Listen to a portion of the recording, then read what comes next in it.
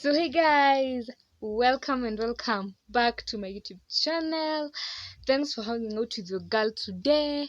I do hope that you are doing okay, you're doing fine, and with no further ado, let's get straight into the video. So this video, I'm gonna be talking about the advantages of not having pretty privilege. Yep. And please do join me. And if you agree with me, then you agree with me. If you don't, then you don't. Okay. I remember when I was younger, when I was an early teen, I would say. An early teen for me means 14, 15, 16 there. Those ages. There are some nights I would spend in my bed, in my bed, crying at night because of what somebody said about me. Those would be so little things. Like the person who said them does not even remember, but for me it will haunt and haunt me so many days. So I'm a middle child in a family of 3 children, and as a middle child I have 2 sisters, a big sister and a little sister. They are so like they are way more light skinned than me. They are very light skinned, yeah. So I think, like, I don't know, when I was really like youngish until like I was 10 years old, I never noticed that, like, sijui there is beauty, sijui this is what you should be or not. But I remember there was this one girl in my class. She was very light skinned, and every day I remember I would, on the walk to school, I would pray to God. God, make me look like Brenda. Her name was Brenda. Make me look like Brenda. I don't know why I thought that she was beautiful and I was not. But that's the only significant thing that I can say happened in my childhood to, like, an awakening. I don't know, an awakening. I won't call it that, but I'll say that's the only incidental of beauty that I started, maybe questioning my beauty a little bit. So I grew up until I'm here. So let me tell you, I've gone through so much just because of the way I look, and most of it is not like good treatment. If you are in Kenya, then like being a light skinned lady is like it's a one-way ticket. Like, I'm not saying like you'll just be treated way more better with way more kindness. Let me tell you, like, many people, like, especially in high school, I was in a mixed school, they don't like associating with the dark skinned girl, so you'll find don't have a lot of friends. So the title of the video, the advantages. So I'm gonna be talking about the advantages and how are they really an advantage to me. The first thing I will say, when you are dark skinned, people like just assume you are there. People don't like pay attention to you. You're just like, oh yeah, she's just here. When it comes to people, like, especially in high school, people will make friends with the lighter skinned people. And the the worst reason, like, I don't have anything against anyone. This is like, something happens and you just don't understand it. It's like society, it's the society. You can't just hate one person because they said you are dark skinned and ugly. You can't hate them because it's probably the media they are consuming. Like, nowadays when you view a lot of TV, you will find out that the girls there, especially like gengeton music, they are like 90% of them are very light skinned ladies. So this teaches our young boys, like, if a girl is dark skinned, then she's just not beautiful. I remember there was this guy, and they were counting the beautiful girls in our class, and then they started counting one, two, three. No, I was sitting behind them. No, my name was not mentioned. My name wasn't mentioned. That I was really young back then. I said, reason number one, you don't get that much. Like, people just assume you're there. You're not a significant part of society. You're just there. Yeah, you're just there. So the advantage in this is that you can actually like do a lot of things that you like, just chill out with this, and you have so much free time for your thoughts and meditations. This is the thing I will say. This is so personal. Like, this affected me some time back, so it's maybe going to be hard to talk about it. But getting dates, like getting someone to say they like you, it's like climbing Mount Everest. Damn, it's hard. It's hard out there for us, It's so hard. Like, okay, I like I had two crushes in high school. I told both of them I had a crush on them. Both of them did not have a crush on me. That did not surprise me. Like, say a crush, you just have a crush on someone. But I've been in high school for all that time, and only one guy approached me. Only one guy told me he wanted to be my boyfriend. And then he did not even tell me when he was like, the courting stage where you have to be like, oh, you have to play hard to get it, da da da da. Let me tell you, like, we were in that stage, and then this dude, like a few weeks or days later, he starts dating another girl. Oh my gosh, we are in the it was so like fucked up. Oh shit. Okay, it was bad. It was bad. It was bad. It was bad for me because this other girl was light skinned. So what is the message behind your intention?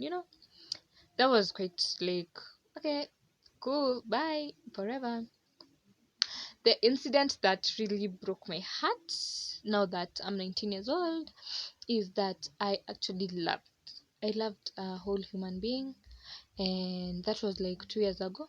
I was in Form 3. I fell in love with this one guy, and I was so madly in love with him. We met on Facebook. We never like met face to face like we are right now. Okay, I know we are not so. We never really like talked face to face. We talked on Facebook.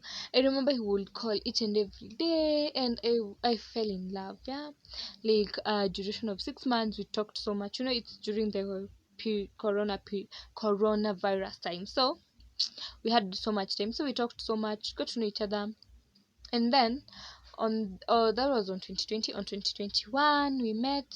I remember we met once. Yeah, and I remember this guy after a meeting.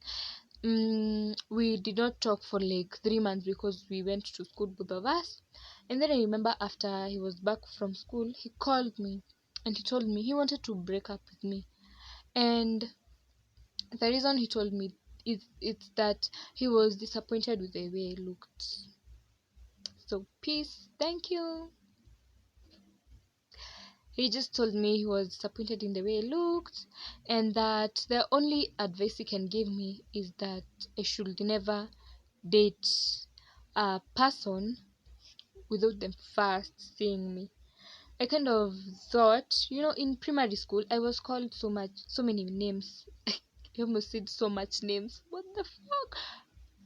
Okay, forgive my cussing. So, I was called very many names. I was called Chauseku, Blackie, Black Monkey, Maka.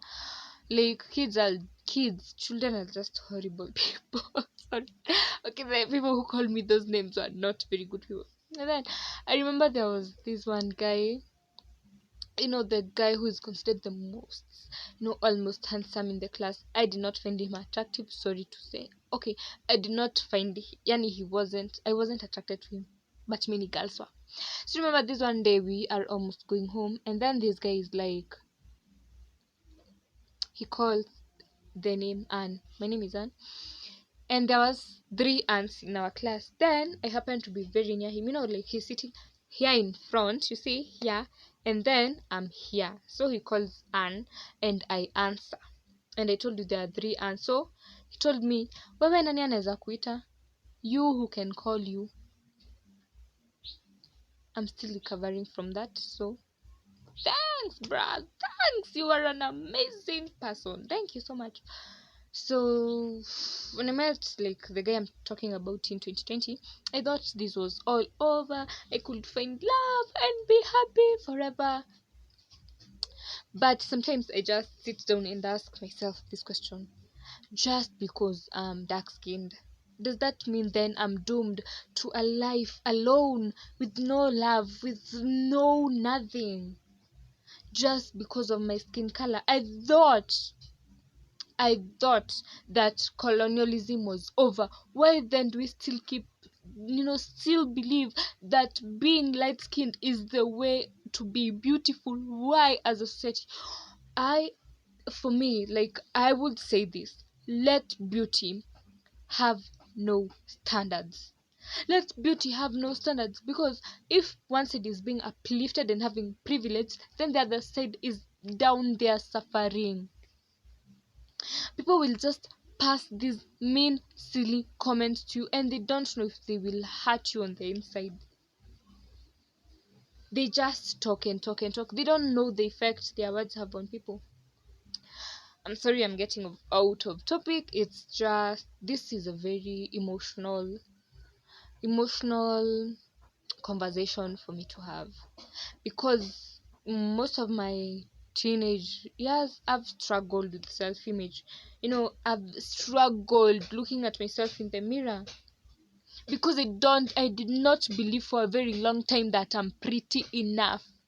I remember in high school there was this one girl, and I had the photo of my sister. See, I told you my sisters are remote skin, so I had the photo of my sister, and this girl told me, mbona usifanane na sister yako? Why can't you look like your sister? Because my sister is way more light skinned. And I'm like, what the fuck did I ever do to you? You don't even know me. You don't care to know me just because of the way I look. Like, man, as a society, we have to change the way we view things.